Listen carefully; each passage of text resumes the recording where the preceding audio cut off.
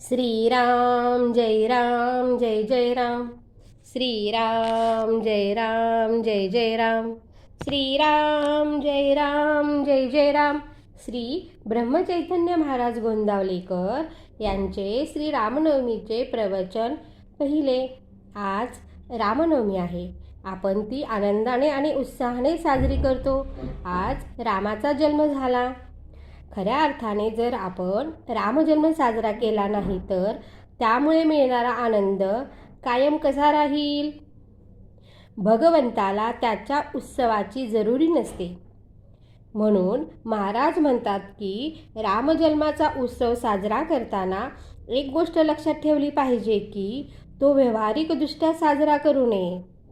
तर ज्या योगाने रामनामाचे प्रेम उत्पन्न होईल, भक्तिभाव वाढेल आणि आपापसात प्रेमभाव निर्माण होईल, अशा रीतीने उत्सव साजरा करावा.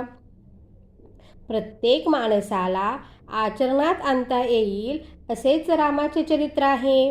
सृष्टीचे रक्षण करणे हा खरा धर्म होय आणि त्यासाठीच भगवंतांनी अवतार घेतला आहे.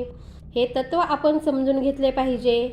आपला राम हा देवघरातला किंवा मंदिरातला नसून प्रत्येकाच्या हृदयात आहे.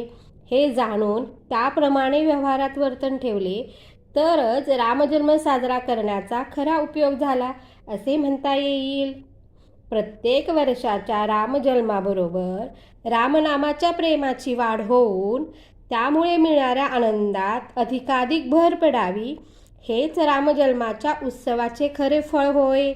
राम करता आहे ही भावना दृढ होऊन मन रामनामात जास्तीत जास्त रमणे हीच रामजन्म साजरा केल्याची फलश्रुती होय. श्रीराम